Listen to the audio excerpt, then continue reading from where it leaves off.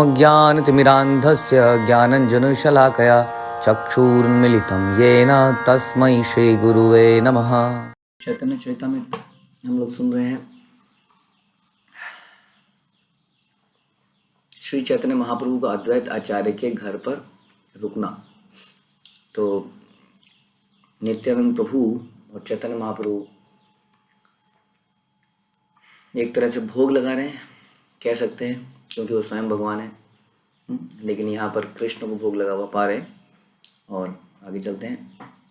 सेई व्यंजन आचार्य पुनः करे न पुराण, एई मत पुनः पुनः परिवेश व्यंजन। जब पात्र की आधी तरकारी समाप्त हो जाती तो अद्वैत आचार्य फिर से उसे पूरा कर देते। इस तरह जो ही महाप्रभु आधा व्यंजन समाप्त करते कि अद्वैत आचार्य पुनः पुनः उसे पूरा कर देते। दोनों को तरकारी से भरकर अद्वैत आचार्य ने उनसे प्रार्थना की कि वे और खाएं, किंतु चैतन्य महाप्रभु ने कहा मैं कितना खा सकता हूँ। आचार्य कहे ये दिया छी ताहा न छाड़ी बा, एखन ये दिए तार अर्धक खाई बा। अद्वैत आचार्य ने कहा कृपा करके मेरे द्वारा परोसे हुए अन्न को न छोड़ें। अब मैं जो भी दे रहा हूँ उसका आप आधा खाकर छोड़ सकते हैं। नाना यत्न दैन्य प्रभु रे, कराइल भोजन आचार्यरा इच्छा प्रभु करेला पूर्ण। इस तरह विविध प्रकार के अनुनय विनय करके अद्वैत आचार्य ने श्री चैतन्य महाप्रभु एवं नित्यानंद प्रभु को भोजन कराया। इस प्रकार श्री चैतन्य महाप्रभु ने अद्वैत आचार्य की सारी इच्छाएं पूरी की।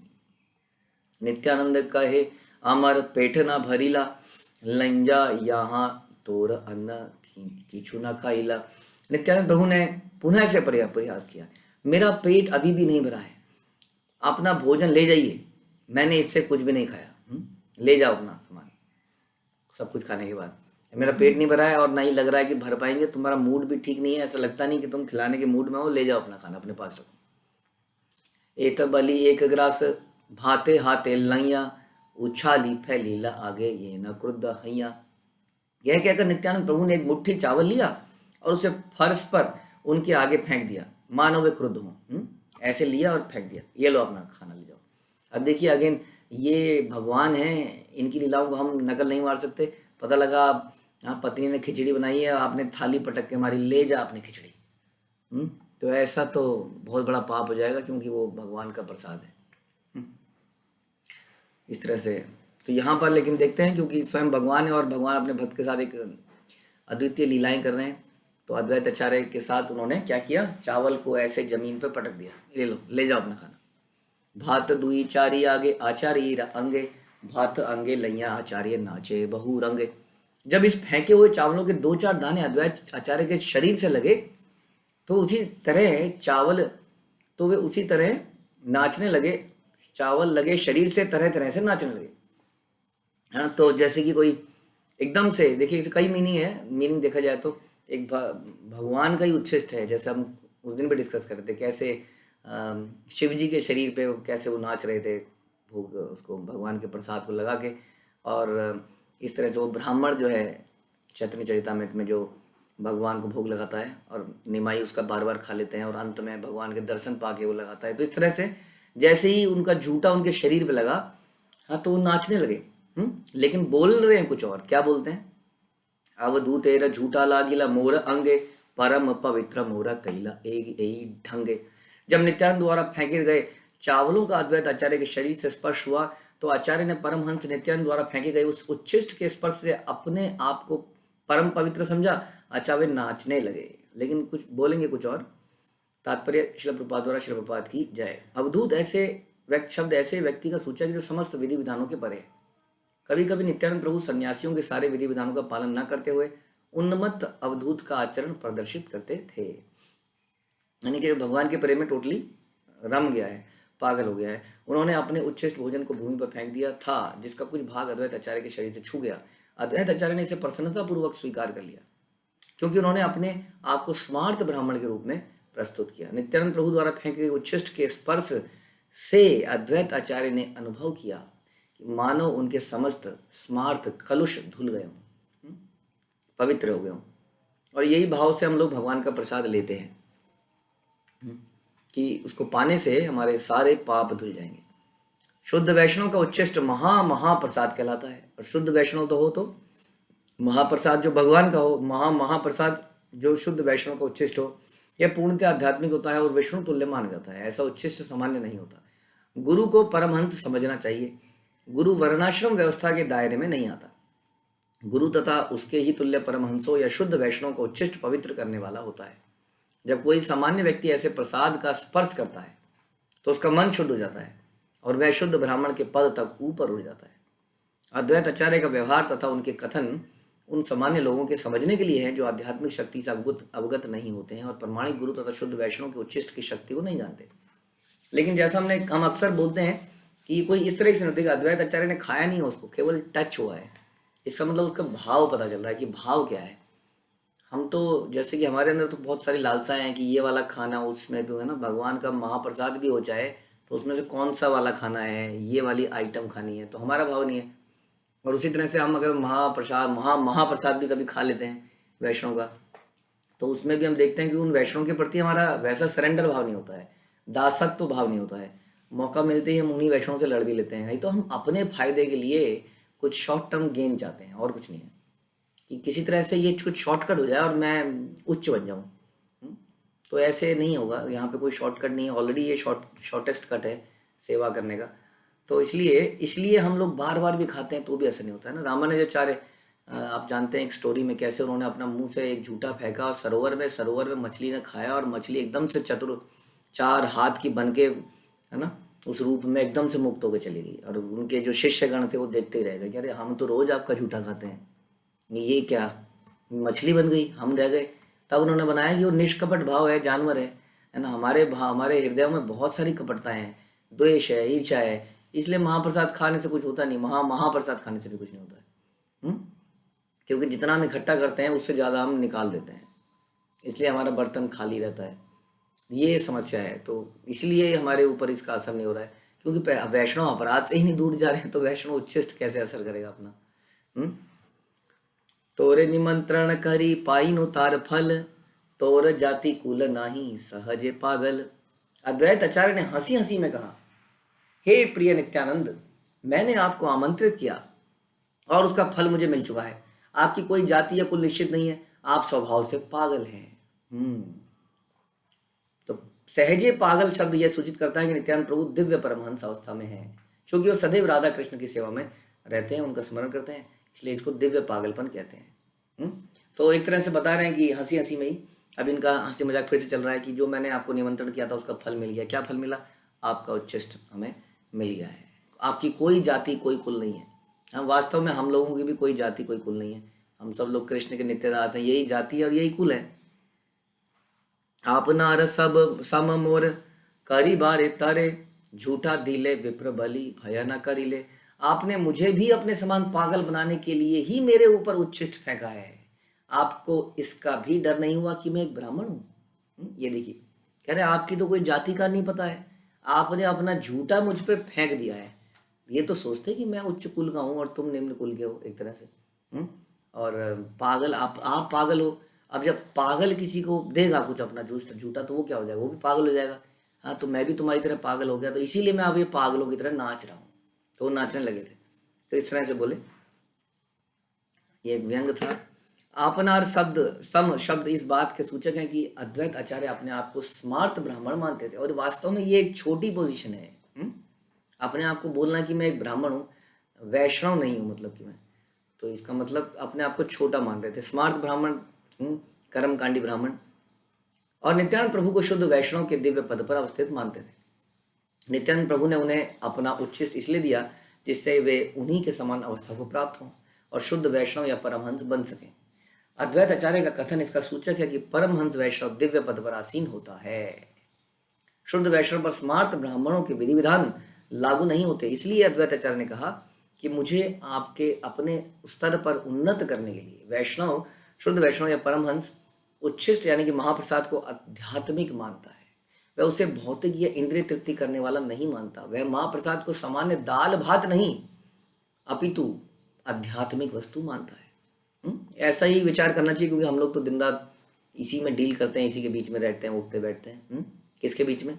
प्रसाद कुकिंग, प्रसाद प्लानिंग, प्रसाद डिस्ट्रीब्यूशन, प्रसाद वाइंड अप, प्रसाद के बर्तन, हाँ, प्रसाद की सब्जी, न जाने क्या क्या। तो इसलिए कैसे इसको आध्यात्मिक मानना चाहिए, क्योंकि तो अगर इसको हम आध्यात्मिक मान लिया तो सोच लिए पूरा दिन हमारा आध्यात्मिक हो जाएगा अपने आप ही। शुद्ध वैष्णव के उच्छिष्ट की बात और की ही है, यहाँ तक कि यदि इसे चंडाल भी झूठा कर दे तो भी इसे दूषित होने का प्रश्न नहीं उठता। इसलिए वास्तव में ही इसकी आध्यात्मिक महत्ता बनी रहती है। और जानते हैं इसीलिए इसे जगन्नाथपुरी में अगर आपने झूठा बोल दिया तो आपको थप्पड़ मार देगा कोई। जगन्नाथ का राइस माना आपने खाया, आपने खा के बोला ये जी बर्तन, और वो क्या करेगा, कई बार बर्तन उसी बर्तन में दूसरे को देने को लगेगा, और आपने बोल दिया नहीं नहीं ये तो मेरा झूठा है, तो तुरंत कहीं वहाँ पिटाई हो सकती है आपकी, क्योंकि भगवान को कहते हैं झूठा कैसे हो सकता है, ये तो महाप्रसाद है। वास्तव में ही इसकी आध्यात्मिक महत्ता बनी रहती है। तो ऐसे महाप्रसाद को खाने या छूने से ब्राह्मण पतित नहीं होता। अदरवाइज संसार में झूठा बिल्कुल नहीं खाना चाहिए, उससे पतित जरूर होते हैं। गए ऑफिस में लंच का बॉक्स खोल दिया, बड़ा धीरे धीरे जैसे हम भक्ति में आए तो अजीब सा लगने लगता था, क्योंकि पहले तो ये सब चलता था, बाद में होता क्या है, इसने अपना हाथ उसके टिफिन में मारा, इसने हाथ उसके टिफिन में मारा, वही हाथ से खा रहे हैं। हाँ, तो चारों तरफ तो इससे जरूर अब पतित अवस्था आ जाती है, तो इससे बचना चाहिए। लेकिन वैष्णव के बीच में ऐसा जरूरी नहीं, लेकिन फिर भी वैष्णव के बीच में कुछ एटिकेट्स होते हैं, ये नहीं कि उसमें भी एक थाली के दूसरी थाली करने लग जाए। उसमें भी हम जैसे उच्छिष्ट लेने का जो प्रोसेस है उसमें बड़ी दहन्यता से उच्छिष्ट लिया जाता है, जबरदस्ती उच्छिष्ट नहीं लिया जाता है। जैसे कि कालिदास लेते थे कि फेंके गए पत्तलों से ले लिया, ऐसे करके लेते थे वो चुपके से। उच्छिष्ट को छू लेने से दूषित होने का प्रश्न ही नहीं उठता। निस्संदेह ऐसा महाप्रसाद खाने से मनुष्य सारे भौतिक कलमश से मुक्त हो जाता है, ऐसा शास्त्रों का मत है। नित्यानंद बले यही कृष्ण प्रसाद इहा के झूठा कहिले तुम्ही कैला अपराध। नित्यानंद प्रभु ने कहा यह तो भगवान कृष्ण का उच्छिष्ट है, यदि आप इसे सामान्य झूठन समझते हैं तो आपने अपराध किया है। देखिए दोनों आपस में बातें कर रहे हैं, दोनों एक दूसरे के मजाक कर रहे हैं, लेकिन कितने सिद्धांत स्थापित करते जा रहे हैं एक के बाद एक, है ना, मजाक मजाक में ही। तो उन्होंने मजाक मजाक में बोला कि तुम कहते हो कि मैंने झूठन तुम्हारे लगा दिया है, तुम ब्राह्मण हो, लेकिन ये तो भगवान का प्रसाद है, इससे तो झूठा हो ही नहीं सकता। हाँ, तो गलत किया, ये तो आपने अपराध कर दिया महाप्रसाद के अगेंस्ट प्रति। तो बृहद विष्णु पुराण में बताया गया कि जो महाप्रसाद को सामान्य दाल भात मानता है वह महान अपराध करता है। क्या हम मानते हैं? हाँ, हम मानते हैं, क्योंकि कई बार हम कहते हैं हम नहीं खाएंगे, हम ये नहीं खाएंगे, है ना, हम ये खाएंगे, हम ये नहीं खाएंगे। तो या उस जैसे मैंने बताया कि महाप्रसाद में ये वाली आइटम खाएंगे, पकौड़ा प्रसाद। सामान्य खाद्य वस्तुएं स्पर्श तथा अस्पर्श होती हैं, किंतु प्रसाद के साथ ऐसा द्वैतवाद नहीं होता। प्रसाद दिव्य होता है, उसमें उसी तरह कोई विकार या कलुष नहीं जिस तरह विष्णु के शरीर में कोई विकार या कलुष नहीं। देखिए वास्तव में प्रसाद का पर्पज जैसे कार है, हम बोलते हैं शरीर एक कार की तरह है, राइट। एक शरीर क्या है? कार है। इसका पर्पज है कुछ एक जगह से दूसरी जगह जाना, इसका गंतव्य आपको उसको सहूलियत देता है आपके जगह पे जाने के लिए। उसी तरह हम कहते हैं कि शरीर भी गीता के अनुसार एक यंत्र है, इस पे चढ़कर आरूढ़ होकर चढ़कर हम जो है एक लोक से दूसरे लोक में जा रहे हैं, वास्तव में इसमें भगवान के धाम में जाना है। अब जो कार है, कार का खाना क्या है? पेट्रोल। कार कहती है कि रोज पेट्रोल खा रही हूँ, पूरी जिंदगी बीत गई, कभी तो कुछ और दो, कभी तो इसमें लस्सी भी डाल दो। लस्सी, इवन पेट्रोल की कार को डीजल भी डालते हैं तो इंजन खराब हो जाता है, लस्सी की दूर की बात। अब बताइए अगर ये सब डालने लग जाए तो क्या हुआ, है ना। तो फिर पेट्रोल डालते क्यों है? पेट्रोल इसलिए डालते हैं ताकि उसको एनर्जी मिले चलने के लिए। तो एनर्जी के लिए कार जो है पेट्रोल को पीती है। उसी तरह से हम प्रसाद को लेते हैं, हाँ, इससे आध्यात्मिक और भौतिक दोनों एनर्जी हमारे अंदर आती है। तो एनर्जी के लिए लेना है तो फिर टेस्ट इतना इंपॉर्टेंट कैसे रह जाता है? यही कारण है जिव्या वेगम, हमारे जो वेग हैं उसमें कितना इंपॉर्टेंट बोला गया। हाँ, रूप गोस्वामी जब उपदेशामृत में बोलते हैं तो जिव्या वेग को बहुत इंपॉर्टेंट बताते हैं, सबसे इंपॉर्टेंट बताते हैं कि यहीं से स्टार्ट करना है। जिव्या वेगम, बोलने का वेग और खाने का वेग। जैसे मैंने बताया खाना और केवल खाने में ही सारी कॉन्शियसनेस संसार की। तो हम प्रसाद में कॉन्शियस कर सकते हैं, लेकिन फिर उसमें अगर भेदभाव करेंगे, ये सब करेंगे तो समस्या है, ठीक है। तो कैसा करना पड़ेगा कि ये तो एनर्जी देने के लिए है, मुझे मेरे अंदर आध्यात्मिक एनर्जी और स्पिरिचुअल एनर्जी, मतलब सॉरी मैटीरियल यानी कि भौतिक शारीरिक एनर्जी, दोनों इससे मिलेगी। कई बार शारीरिक एनर्जी देने वाले जो प्रसाद है वो बहुत टेस्टी नहीं होता है, क्योंकि उसको बनाया ऐसे जाता है, खाया ऐसे जाता है, लेकिन उसको हम फिर भी खाते हैं, खाना चाहिए, यही सोच के कि इससे दो फायदे होंगे। एक तो मेरी संसार से आसक्ति समाप्त हो रही है, एनर्जी मिल रही है उल्टा, और आध्यात्मिक एनर्जी, बल्कि भगवान कृष्ण प्रसन्न होंगे कि देखिए मेरा प्रसाद है इसलिए इसको खा रहा है, चाहे कैसा भी उसको लग रहा है, कितने सारे फायदे हैं एक ही चीज़ से। इसलिए चैतन्य महाप्रभु बोलते थे कि भलो न खाइबे। हाँ, कोशिश करनी चाहिए कि जैसा मिल जाए। उत्सवों में वैसे ही इतने सारे उत्सव हो जाते हैं, उसके अलावा जीवन को बड़ा सिंपल बनाया जाए, इससे पता है आपकी बीमारियां और बहुत सारी चेतना भी शुद्ध होगी। क्योंकि आप जानते हैं कि खाना 3 प्रकार का होता है। ठीक है, प्रसाद तो प्रसाद एक ही तरह का होता है, वो तो आध्यात्मिक है, लेकिन फिर भी उसमें हमने बहुत कुछ डिस्कस कर लिया पिछले कुछ दिनों में। बनाने का भाव, खाने वाले का भाव, बहुत कुछ है। अगर उससे खाया जाएगा तो वो नुकसान नहीं पहुंचाएगा। ठीक है, तो जो दाल भात मानता है वो महान अपराध करता है। सामान्य खाद्य वस्तुएं स्पर्श तथा स्पर्श होती हैं, किंतु प्रसाद के साथ ऐसा नहीं है, वो दिव्य होता है, कोई विकार कलुष उसमें नहीं होता है। जैसे विष्णु के शरीर में कोई विकार या कलुष नहीं है, इस तरह कोई चाहे वह ब्राह्मण ही क्यों ना हो, यदि द्वैतवाद रखता है तो निश्चित रूप से उसे कोढ़ हो जाएगा और अपने सारे परिवार वालों के द्वारा त्यक्त हो जाएगा। ऐसा अपराधी नरक जाएगा, यह बृहद विष्णु पुराण में बोला है, कभी लौट के नहीं आएगा। देखा आपने, अगर आप प्रसाद में ही कहेंगे ना कि ये तो दाल भात है, ये नहीं खाऊंगा या नहीं, कहने कि कभी लौट के नहीं आएगा, अपराधी हो बन जाएगा, नरक जाएगा, कोढ़ भी हो जाएगा। बहुत कुछ बोल दिया है तो इसलिए सोचिए कि हमें प्रसाद के प्रति कैसा भाव रखना है। बनाने के लिए, खरीदने के लिए, भगवान को सर्व करने के लिए, भक्तों को सर्व करने के लिए, खाने वाले को, और उच्छिष्ट। देखिए एंड टू एंड सोल्यूशन है, उच्छिष्ट पे जाके समाप्त होता है। उच्छिष्ट भी किस भाव से लेना चाहिए।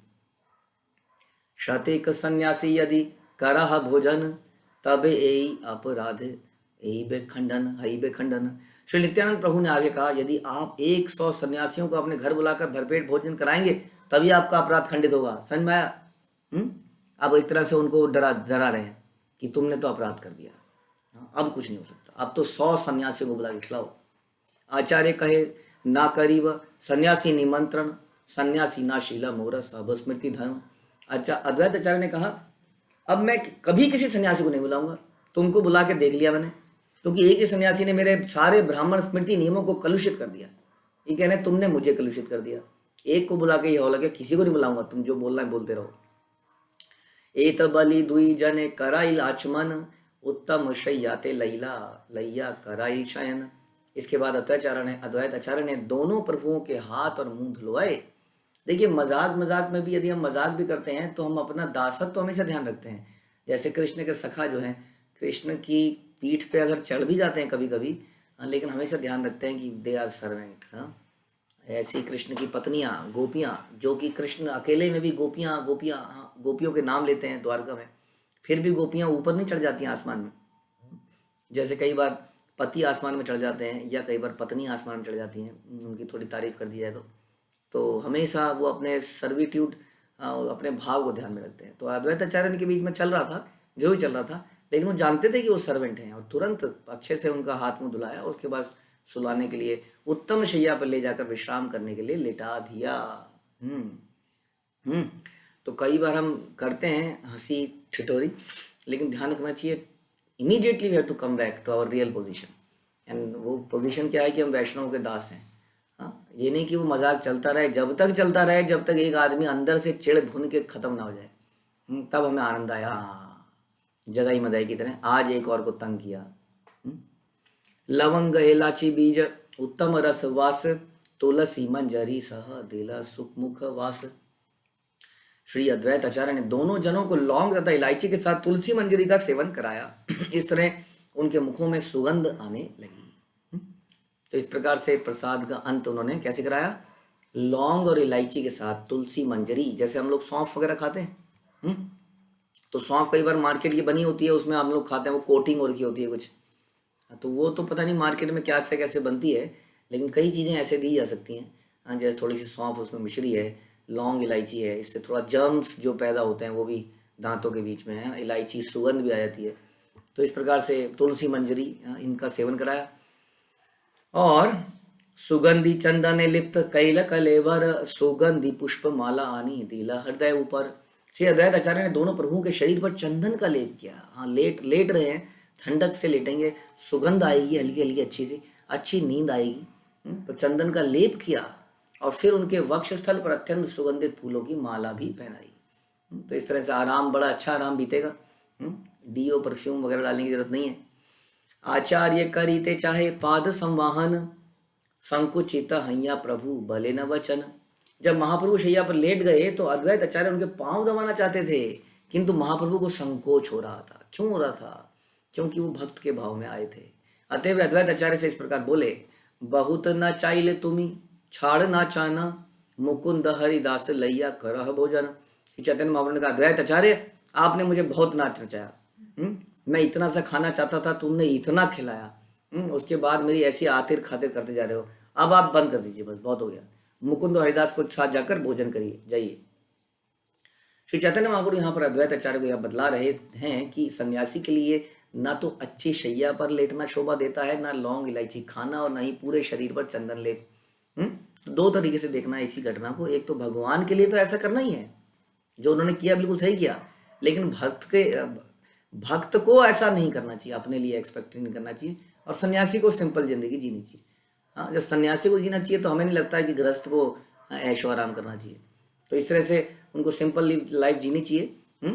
लौंग इलायची खाना, ये सब चीज़ें मतलब है कि सुगंधित कुछ मुंह में चबाए रखना, हल्का सा आपने लिया थोड़ा सा हजमे के लिए अगेन, तो ये नहीं कि मुंह में कंटिन्यूसली वो जो लोग आजकल तो राज दरबार है समथिंग, राज दरबार या ऐसा उसमें ऐड आते हैं बड़े बड़े लोगों के, इसमें केसर है और मुंह में कंटिन्यूसली सुगंध आ रही है, हाँ तुलसी।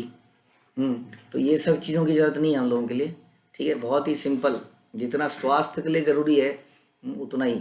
उसे सुगंधित फूल मालाएं स्वीकार करना, शुद्ध वैष्णव से पैर दबवाना भी शोभा नहीं देता। चैतन्य महाप्रभु ने कहा, आपने अपनी प्रतिज्ञा के अनुसार पहले ही मुझे नाच नचा दिया है, कृपया करके अब रुक जाइए, अब जाकर मुकुंद तथा हरिदास के साथ भोजन कीजिए। तबे आचार्य संग लैया दुई जने, करिला इच्छाए भोजन ये आछिले मने।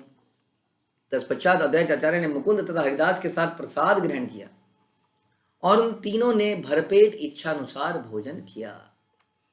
शांतिपुरेर लोक शुनि प्रभुर आगमन, देखी था आइला लोक प्रभुर चरण। अब क्या हुआ, इस बिटवीन सब लोगों को धीरे धीरे आग की तरह खबर फैलती चली गई, क्या कि चैतन्य महाप्रभु वापस आ गए हैं। हाँ, तो धीरे धीरे जब शांतिपुर के लोगों ने सुना कि चैतन्य महाप्रभु वहां ठहरे हैं, तो वे तुरंत ही उनके चरण कमलों के दर्शन करने आ गए। हरि हरि बले लोक आनंदित हैया, चमत्कार पाइला प्रभु सौंदर्य देखिया। सारे लोग अत्यंत हर्षित होकर उच्च स्वर से भगवान के पवित्र नाम हरि हरि का उच्चारण करने लगे। वस्तुतः वे महाप्रभु का सौंदर्य देखकर पूर्णतया आश्चर्यचकित हो गए। अगेन ये भाव पे डिपेंड करता है कि हम किस भाव से देखते हैं। हमारा भाव बहुत ही कोमल हृदय होता है, बहुत ही प्रेम से भरा होता है, तो एकदम से हम आश्चर्यचकित हो जाते हैं, रोम रोम रोमांचित हो जाता है दर्शन करने से। हाँ, तो लेकिन हमारे हमारे हृदय में, जैसे अभी बताया था मछली वाला एग्जाम्पल और रामानुजाचार्य वाला एग्जाम्पल, क्योंकि हमारे हृदय में इतना चीज़ें भरी हुई हैं कि हमें कोई रोमांच नहीं होता कभी, ना तो कीर्तन से कोई रोमांच हुआ, ना दर्शन से कोई रोमांच हुआ, ना सर्विस सेवा करने से रोमांच हुआ। गौर देह कांति सूर्य जीनिया उज्ज्वल, अरुण वस्त्र कांति ताहे करे झलमल। उन्होंने श्री चैतन्य महाप्रभु के अत्यंत गौर वर्ण तथा उनकी उज्ज्वल कांति को देखा, जो सूर्य के तेज को भी परास्त करने वाली थी। इससे भी बढ़कर उनके केसरिया वस्त्रों का सौंदर्य था, जो उनके शरीर पर झलमल कर रहे थे। तो यहाँ ये भी साबित होता है कि किस प्रकार भगवान का जो तेज है कितना अट्रैक्टिव है, लेकिन वो तेज वाला व्यक्ति कितना अट्रैक्टिव है। तो जो लोग ब्रह्म ज्योति में ही घुल मिल जाना चाहते हैं, जो ही ब्रह्म ज्योति को ही अंत मानते हैं, वो सोचिए कितनी बड़ी गलती कर रहे हैं अपने जीवन में। भगवान के इतना निकट पहुंचने का प्रयास कर रहे हैं और फिर भी भगवान को जानते तक नहीं है कि रोशनी आ कहाँ से रही है। वो व्यक्ति कितना सुंदर होगा जिसके शरीर से इतनी सुंदर रोशनी आ रही है। तो गौर वर्ण उनके शरीर को देखकर एकदम से देखती रह गए। उनके कपड़े कहने को सन्यासी वस्त्र, हाँ, लेकिन वो सन्यासी वस्त्र उन पे इतने अच्छे लग रहे थे। आई से या ये लोक हर्षे ना ही समाधान, लोके रसंग घटे दिन अइला अवसान। लोग बड़े ही हर्ष के साथ आते और जाते थे, इसकी कोई गिनती नहीं थी कि सूर्यास्त तक वहाँ कितने लोग आए और कितने जाए। और सोचो कैसे उनका मैनेजमेंट किया होगा, बड़ा मुश्किल काम था। आप जानते हैं किसी को निकालना कितना मुश्किल है, आ तो जाता है अंदर, आप बोलिए नहीं जाइए बस आप जाइए, दूसरों ने आना है, दूसरों ने आना है। अब वो कैसे जाए, वो तो आंख की पलक भी बंद नहीं कर पा रहा है। अब देख के वहीं मंत्र मुग्ध हो गया है। मुझे लगता है ऐसे में थोड़ा सा कहीं पर कोई लोग गुस्सा भी हो गए होंगे, जैसा हो ही जाता है। हाँ, कैसे निकाला होगा उनको। शाम तक वहाँ कितने लोग आए, कह रहे हैं इसकी कोई गिनती नहीं है। संध्या ते आचार्य आरंभ भीला संकीर्तन, आचार्य नाचे न प्रभु करे न दर्शन। शाम होते ही अद्वैत आचार्य ने सामूहिक कीर्तन प्रारंभ कर दिया। वे स्वयं भी नृत्य करने लगे और महाप्रभु उनका नृत्य देखने लगे। इस प्रकार से हम जानते हैं कि संकीर्तन हमारा मूल चीज है, मूल वस्तु। कैसे संकीर्तन होता रहे, तो इन्होंने सब कुछ हुआ, उसके बीच में संकीर्तन चालू किया, उसमें नृत्य चालू किया। नित्यानंद गोसाई बोले आचार्य धरिया, हरिदास पाछे नाचे हर्षित हइया। जब अद्वैत आचार्य नाचने लगे तो नित्यानंद प्रभु उनके पीछे पीछे नाचने लगे। हरिदास ठाकुर भी अत्यंत हर्षित होकर उनके पीछे पीछे नाचने लगे। कि कही रेब सखिया जुक आनंद और चिर दिन माधव मंदिर मोर। अद्वैत आचार्य ने कहा, हे सखियों मैं क्या कहूं, आज मुझे सर्वोच्च दिव्य आनंद प्राप्त हुआ है। अनेक अनेक दिनों के बाद कृष्ण मेरे घर पधारे हैं। तो भगवान के भाव में है इस वक्त, गोपी और भगवान के भाव में है, राधा रानी के भाव में है कि मैं क्या कहूं, आज मुझे दिव्य आनंद मिला है। क्यों? आज भगवान कृष्ण मेरे घर पर पधारे हैं। यह विद्यापति द्वारा विरचित गीत है। कभी कभी माधव शब्द से भूल से माधवेंद्रपुरी अर्थ निकाला जाता है।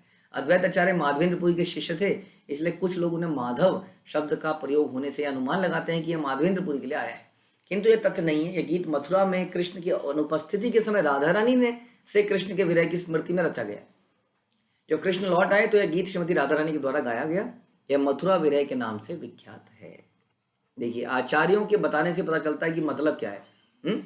नहीं तो माधव मंदिर मोरे में बता रहे हैं, कई लोग इसको माधवेंद्रपुरी समझ लेते थे।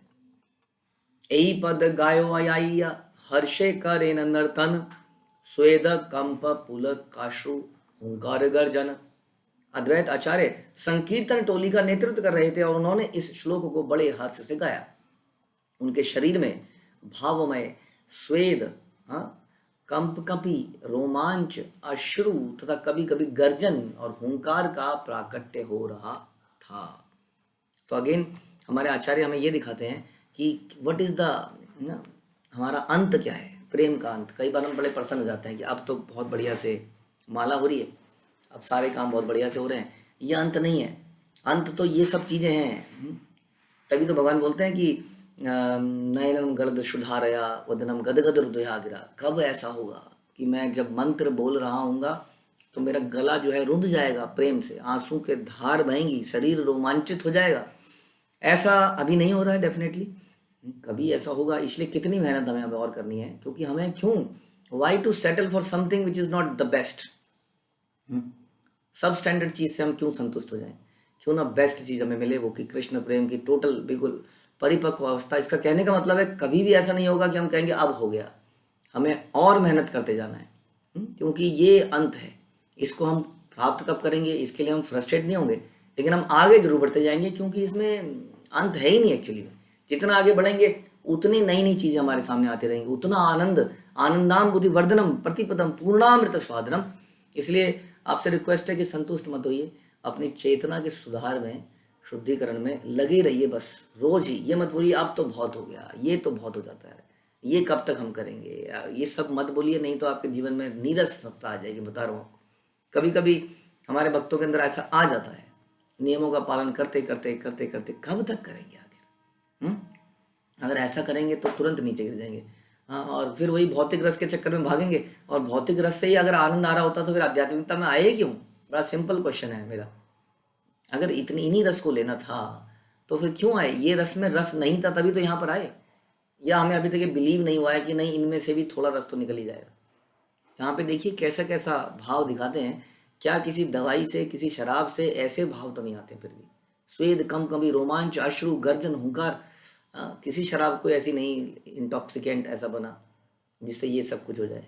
इसी आनंद को दिखाने के लिए चैतन्य महाप्रभु आए। ये पॉसिबल है अगर आप भक्ति करो, हम अगर भक्ति करें शुद्धता से। This is the end. Free free कभू प्रभुर धरे न चरण, चरण धरिया प्रभु रे बले न वचन। नाचते हुए अद्वैत आचार्य चक्र कार घूमने लगते, गोल गोल घूमते ना, और श्री चैतन्य महाप्रभु के चरण कमल पकड़ लेते तुरंत मौका पाते ही। फिर वे उन्हें इस प्रकार बोलते, अनेक दिन तुमी मोरे बेड़ा इल भांडिया, घरे ते पायाची एबे राखी बंधिया।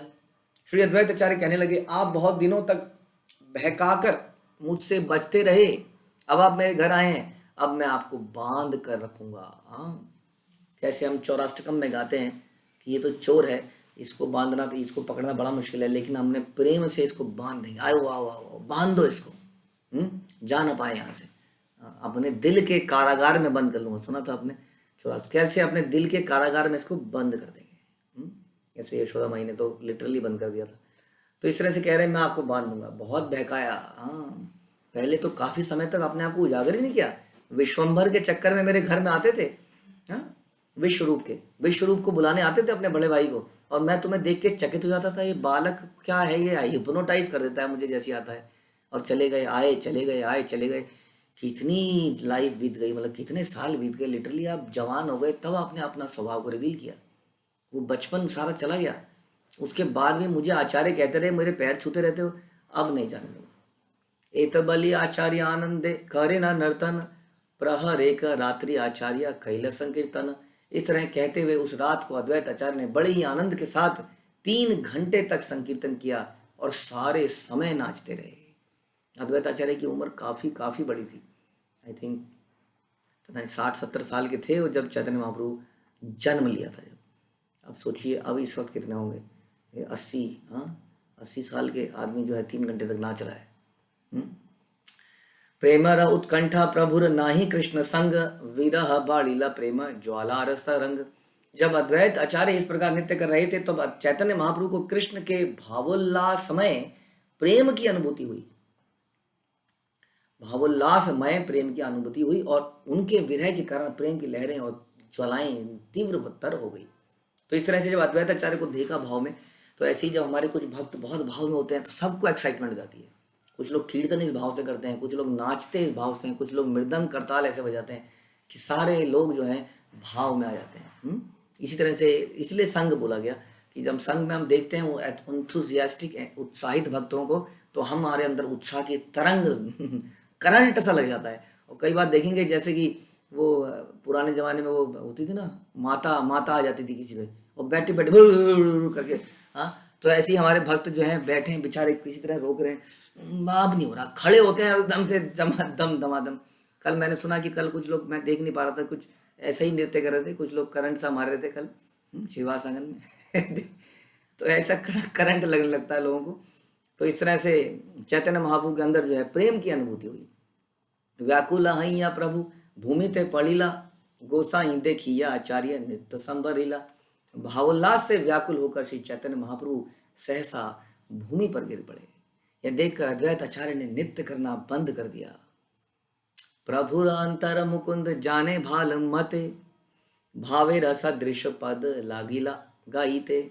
जब मुकुंद ने चैतन्य महाप्रभु के भावोल्लास को देखा तो महाप्रभु की मनोदशा को समझते हुए उनके भाव को पुष्ट करने वाले अनेक पद गाने लगे। मुकुंद बहुत ही इंटरनल क्लोज एसोसिएट है, हर जगह दिखेंगे भगवान के साथ, और ये जानते थे कि कौन से भाव में उसी भाव का गीत गाते थे।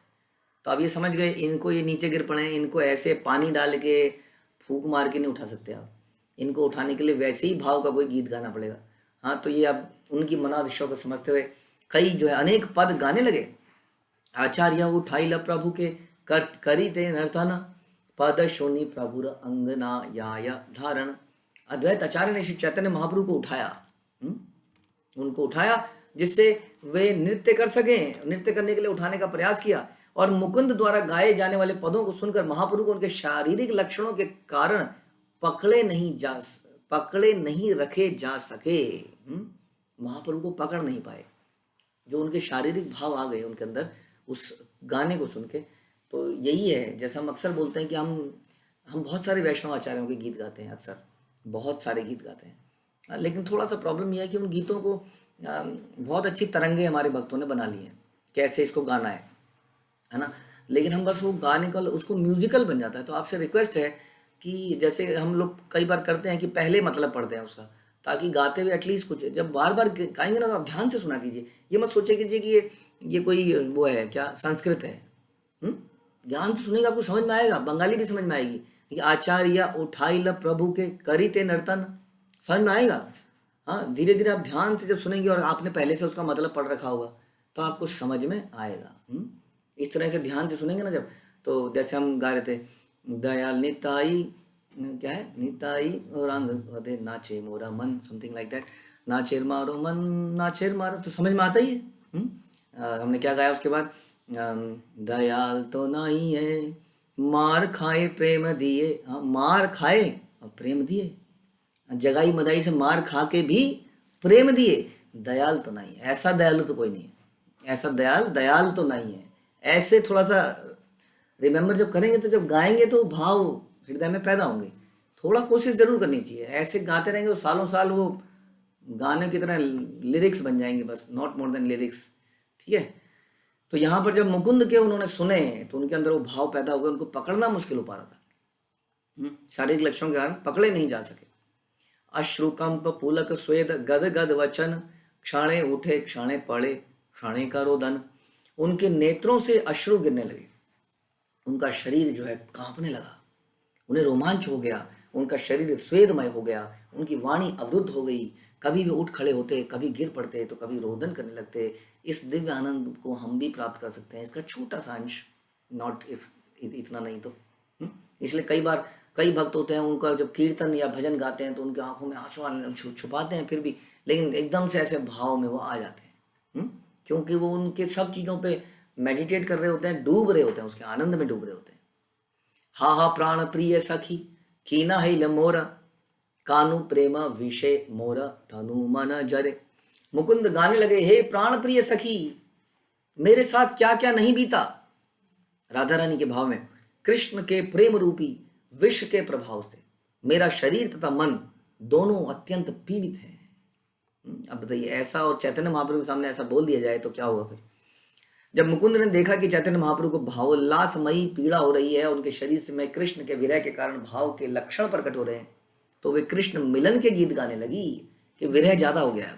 हाँ, भाव बिल्कुल उसी भाव में, अब इनको मिलाना पड़ेगा। अद्वैत आचार्य ने भी नृत्य करना बंद कर दिया और मुकुंद ने इस प्रकार के गीत गाने शुरू किए।